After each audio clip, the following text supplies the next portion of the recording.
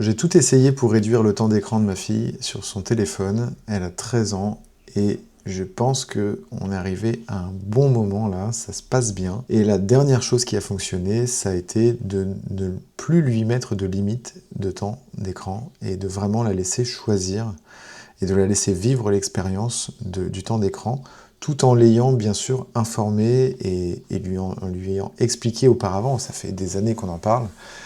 Et je lui avais vraiment tout expliqué sur les dangers du temps d'écran, mais aussi, non pas que du temps, mais aussi de ce qu'on fait sur l'écran, des réseaux. Là, les réseaux, ça va être plus les communications avec les autres, les commentaires, etc. Mais aussi ce qu'on voit sur les réseaux, donc là, c'est au-delà des réseaux, c'est les plateformes de vidéos. Le fait que ce qu'on voit, c'est pas forcément la vérité, le fait que ça peut être que les belles choses et on voit pas les mauvaises choses, le fait aussi que ça donne envie d'acheter beaucoup, et le fait que quand on passe beaucoup de temps comme ça à consommer et à regarder les autres vivre, et ben nous-mêmes on vit pas tant que ça, quoi. Et donc hier soir, il y a eu là un peu la consécration pour moi, là, voilà. C'est que donc elle était sur un iPhone et à un moment elle était sur un téléphone Android. Sur les téléphones Android, Family Link, franchement, le contrôle parental, je trouve qu'il fonctionne quand même plutôt bien, on va dire. Je pense à 95%, les enfants ne peuvent pas trop le contourner. Il y a sûrement 5%, ils arrivent un petit peu à chanter, mais ça va.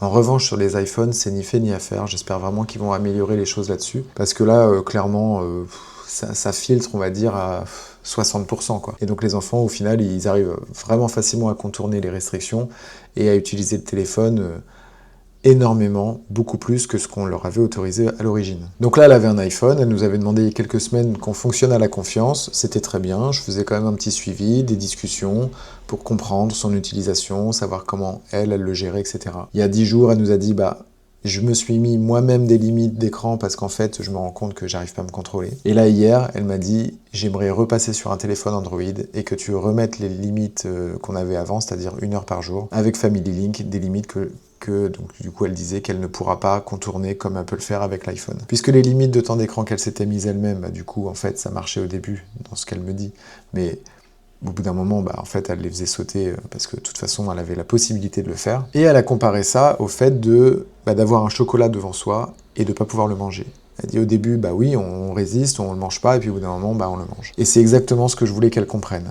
Que le temps d'écran, que le téléphone, que les plateformes de vidéo, les shorts, les réels, les TikTok, tout ce que vous voulez, en fait, c'est vraiment fait pour vous faire continuer à regarder. Et elle a eu un électrochoc samedi dernier quand elle a vu sur son temps d'écran qu'elle avait passé 10 heures dans la journée sur l'écran.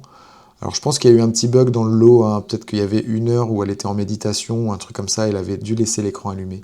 Mais quand bien même, c'est quand même énormissime et elle s'en est rendue compte. Et c'est ça qui l'a poussée à venir me voir pour demander de retourner sur un téléphone Android pour avoir le contrôle. Et donc on a fait le petit calcul, on s'est dit voilà, moi je dors, personnellement je dors genre 9 heures par nuit, donc sur 24 heures il me reste 15 heures éveillé.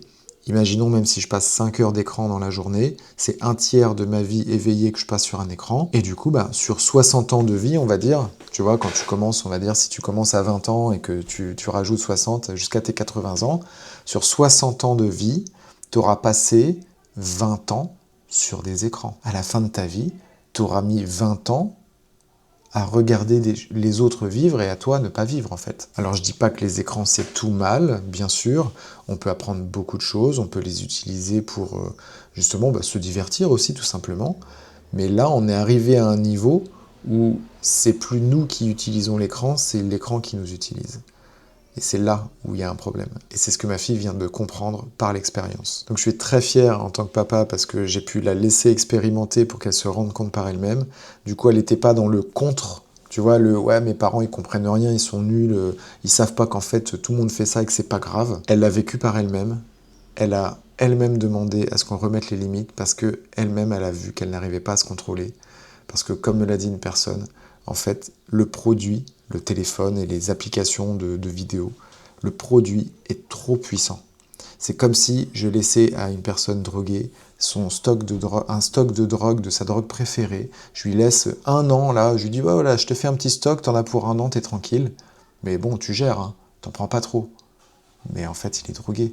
Il peut pas gérer, il peut pas contrôler, parce que le produit est trop puissant. Moi, j'ai envie de continuer à accompagner ma fille dans ce chemin, et je vais faire comme elle, je vais mettre également un contrôle parental sur mon téléphone, et je vais me mettre également 1 heure par jour sur des applis de divertissement.